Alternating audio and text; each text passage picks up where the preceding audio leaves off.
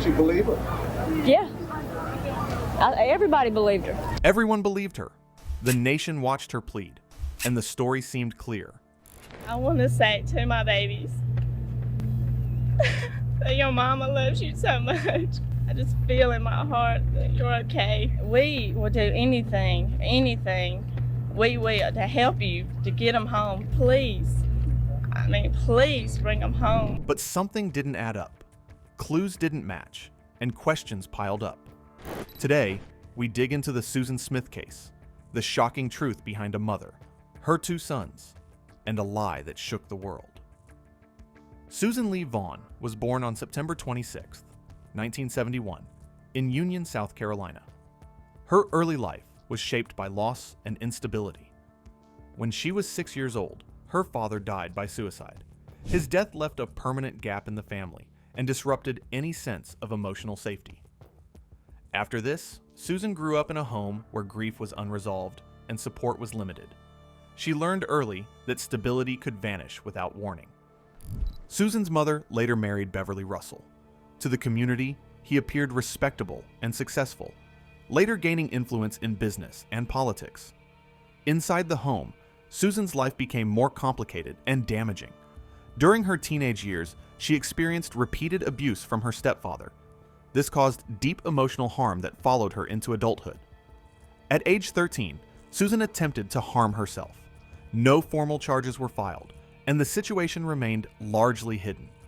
Susan learned to suppress distress and continue functioning outwardly. By the time she reached adulthood, Susan was already struggling with sadness, fear of abandonment, and a strong need for emotional attachment. After graduating high school in 1989, she entered a relationship with a married man.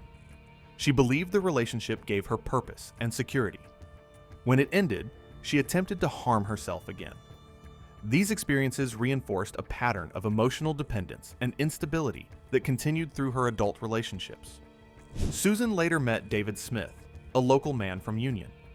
Their relationship moved quickly, especially after Susan became pregnant. They married and tried to form a stable family. Despite this, the marriage was troubled, almost from the beginning. Communication was weak, trust was fragile, and emotional closeness was inconsistent. Over time, the relationship became marked by arguments, separations, and reconciliation attempts. The couple had two sons together, Michael and Alexander. Michael was born first, followed by Alexander 14 months later. Michael was 3 years old in 1994, and Alexander was 14 months old. While Susan cared for her children, motherhood did not resolve her emotional struggles. She often felt overwhelmed and unsure of herself. The pressures of parenting, combined with an unstable marriage, increased her stress rather than easing it. Both Susan and David had relationships outside the marriage. Their separations became more frequent, and the household environment grew tense. In September 1994, Susan formally filed for divorce. At that point, the marriage was effectively over, and the family's future was uncertain. David continued to believe Susan was a devoted mother and had no reason to doubt her intentions. During one of the separations from David, Susan began a relationship with Tom Findley. He was financially secure, well known in Union, and viewed by many as a desirable partner. Susan believed this relationship offered the stability and future she had been searching for. She saw it as a chance to finally escape chaos and start over. However, the relationship faced a major conflict from the start.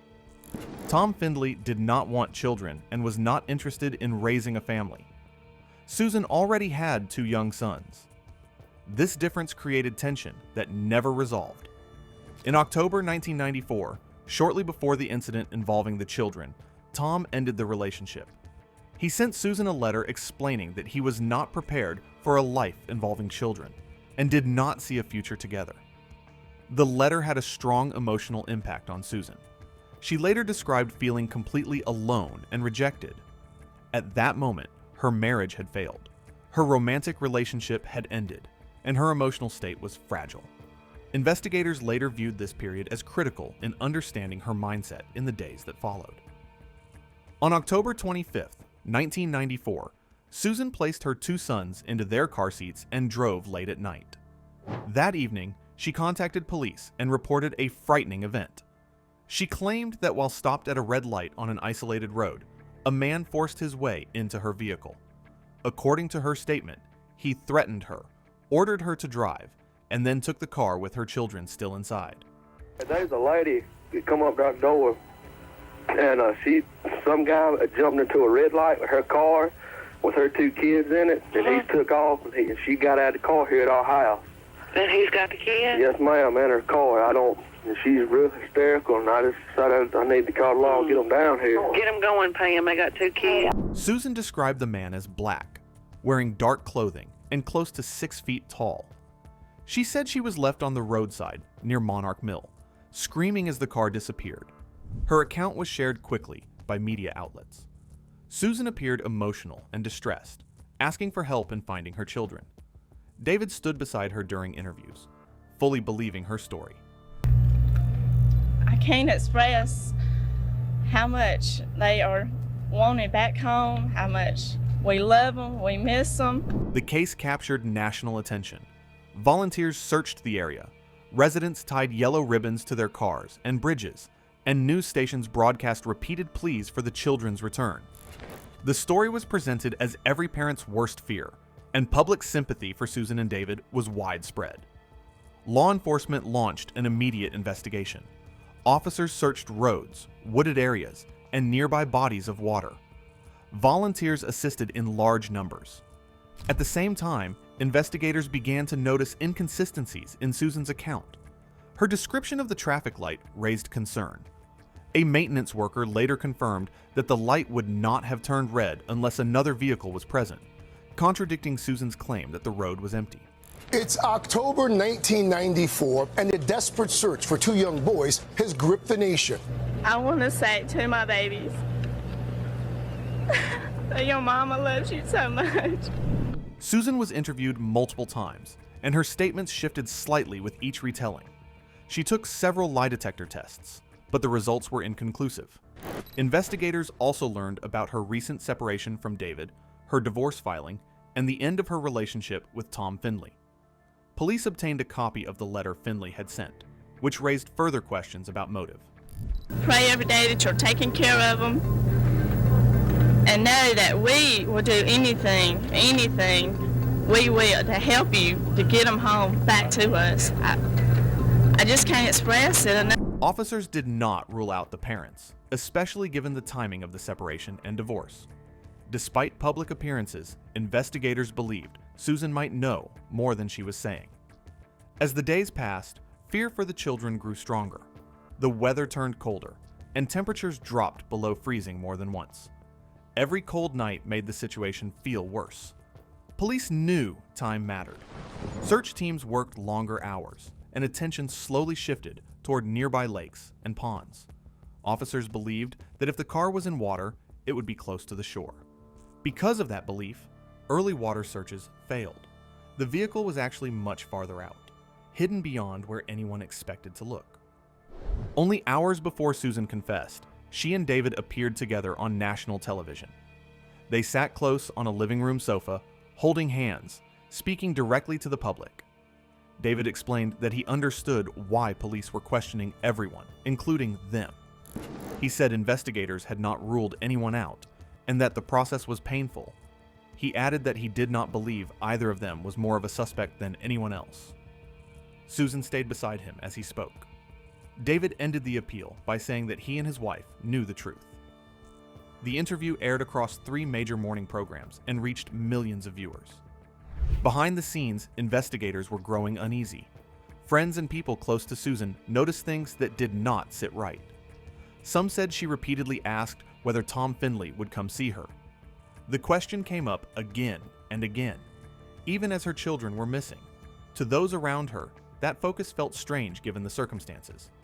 These comments were quietly passed to police, who added them to their growing list of concerns. Susan's behavior during interviews also raised questions. Small details shifted from one conversation to the next. None of them alone proved anything, but together they painted an unclear picture. Investigators did not confront her directly. They chose patience instead. A retired FBI agent later explained that pushing too hard could cause a suspect to shut down completely. Police wanted Susan talking, not withdrawing. So, they continued meeting with her, listening closely, and checking each detail on their own. While the public saw emotional television pleas, investigators were already moving in a very different direction. On November 3rd, 1994, after 9 days of searching and repeated questioning, Susan finally admitted that her story was not true. She told investigators there had been no kidnapping and no carjacker. She said that on the night of October 25th, she drove to John D. Long Lake with her 2 sons in the car.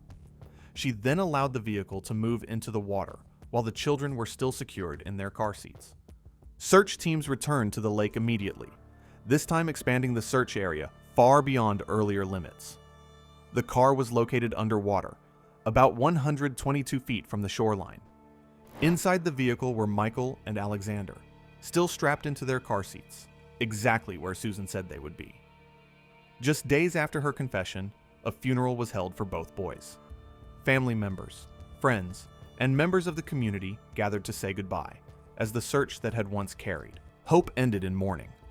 Susan Smith was taken into custody after she admitted the story she told the nation was not true.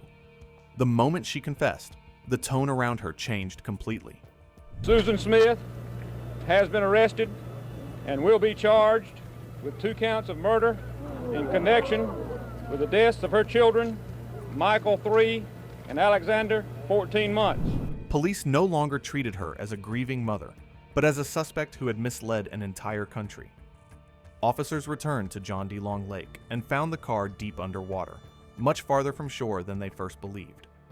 Inside were Michael and Alexander, still secured in their seats. The search ended, but the case only became heavier. Susan was booked, questioned again, and placed under watch. The shock spread quickly, and public sympathy turned into anger almost overnight. The case exploded across television, newspapers, and radio. People who had once prayed for the boys now demanded answers. Many felt betrayed because Susan had appeared on camera, asking for help, while the truth was already buried in water. Law enforcement spoke carefully, knowing every word would be replayed. The pressure was intense, and the story became one of the most followed cases in the country. Susan remained silent in custody, while reporters filled the gaps with details from her past, her marriage, and her failed relationship. Each detail shaped public opinion before a trial ever began. David Smith faced cameras with visible pain. He spoke about a marriage that had fallen apart and about trust that no longer existed.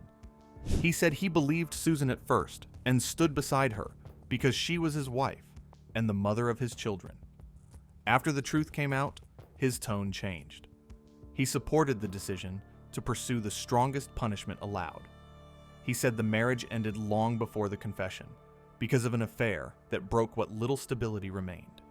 His words carried weight because he was both a grieving father and a witness to Susan's private life. The legal end of the marriage came quickly. David filed paperwork after the boys were gone, stating that the relationship had already collapsed. Susan was not present at the hearing, and her attorney spoke for her. The divorce moved forward without drama, but the meaning behind it was heavy. The family unit no longer existed in any form. David said he needed distance to survive the grief. He focused on honoring his sons and making sure their story was not forgotten during what was coming next. Prosecutors built their case around intent and choice. They focused on Susan's actions before and after the night at the lake. They pointed to her relationship with Tom Findley and the letter that ended it. They argued she wanted a future that did not include children. Defense attorneys prepared a very different picture. They said Susan was mentally broken, deeply depressed, and not thinking clearly. They gathered records, expert opinions, and history from her childhood. Both sides knew the trial would be watched closely and judged long before a verdict. The trial began in 1995. Susan sat quietly, often looking down, while lawyers spoke for her. Her defense team told the jury this was not a story of cruelty, but of despair. They described a woman who wanted to end her life and believed she could not live without her children. Prosecutors rejected that explanation. They said her actions showed planning and awareness. They highlighted how she escaped the car while the boys could not. Witnesses spoke, experts explained, and every detail was measured carefully by the jury. Susan did not testify in her own defense, but her voice still reached the courtroom through statements and evaluations. Doctors described her mental health struggles and diagnosed her with major depression and dependent personality disorder. Her attorneys said she felt abandoned and panicked when her relationship ended. They argued her mind was not stable that night. The prosecution countered by saying sadness did not excuse her actions. They reminded the jury that 2 children were gone and choices were made that could not be undone. After a 12-day trial, the jury reached a decision in less than 3 hours. Susan Smith was found guilty of murder. The courtroom was silent as the verdict was read. There was no visible reaction from Susan. David Smith closed his eyes and held his breath. The case moved into the penalty phase immediately. The question was no longer guilt, but punishment. The prosecution asked for the death penalty. The defense asked for mercy, pointing again to mental illness and history. The jury chose not to impose the death penalty. Susan was sentenced to 2 concurrent life terms in prison. The judge explained the sentence clearly, and Susan was led away. The decision surprised some, but relieved others. Prosecutors later said the jury showed mercy, even though the crime was severe. David Smith said life in prison was the only sentence that allowed reflection without escape. Susan entered the prison system with no release date and no certainty beyond confinement. Susan was first placed in a high-security unit for safety reasons. Her time inside was not quiet. Over the years, she faced disciplinary issues, including violations involving staff and communication rules. She was transferred between facilities and eventually housed at Leith Correctional Institution. Prison records showed both compliance and misconduct. Her name continued to appear in the news, even decades later, because the case never faded from memory. Under South Carolina law at the time of sentencing, Susan became eligible for parole after serving 30 years. That moment arrived in November 2024. The hearing drew massive attention. Letters poured in from across the country. Most opposed her release. The parole board prepared for an emotional session, knowing the case still carried weight. Susan appeared by video, wearing prison clothing, speaking softly, but clearly. Susan told the board she was sorry and said she wished she could change what happened. She said fear controlled her actions and that she did not know how to face the truth. She spoke about faith and forgiveness, saying she believed she had changed. She asked for mercy and a chance to live quietly with family support. Her words were measured, but the room remained tense. Every sentence mattered.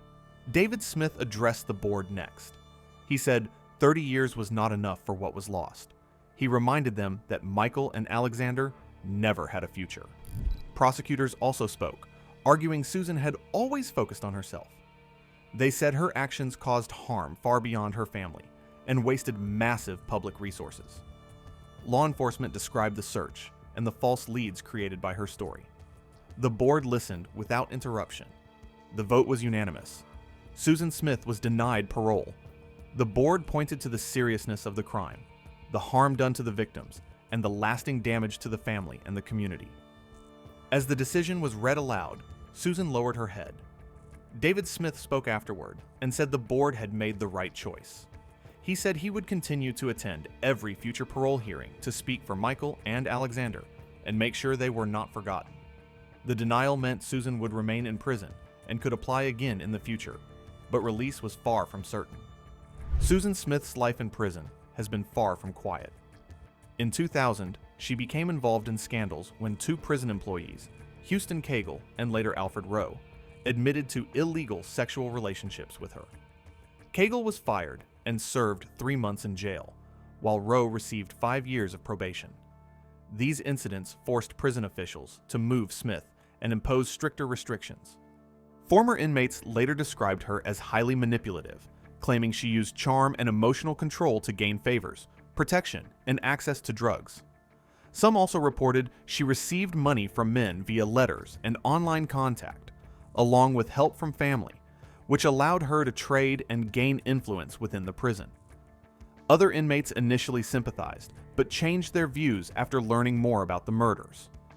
Prison records show repeated disciplinary issues over the decades, including drug violations, self-harm incidents, and loss of privileges such as phone access, visitation, and commissary use. In recent years, as her first parole hearing approached, officials noted that her behavior had improved, understanding that good conduct was essential for any chance at release. Smith has publicly expressed remorse in letters, insisting the killings were not planned, and denying she acted to be with a man. She admitted fabricating the kidnapping story because she did not know how to tell others the boys were dead, a lie that sparked anger in the community. The lake where Michael and Alexander died became a memorial site, though its dark reputation grew over time. David Smith, the boy's father, has said the grief nearly destroyed him and continues to carry the weight of their deaths. At her parole hearing, he insisted forgiveness did not mean freedom, and that the life sentence should be fully served. Now, in her early 50s, Susan Smith remains incarcerated at Leith Correctional Institution. She is eligible to apply for parole, but with prosecutors, family members, and public opposition strongly against her release, the likelihood of her being freed remains extremely low. If this story shocked you, drop a comment below and let us know what you think. Don't forget to like, subscribe, and hit the bell so you don't miss our next true crime deep dive.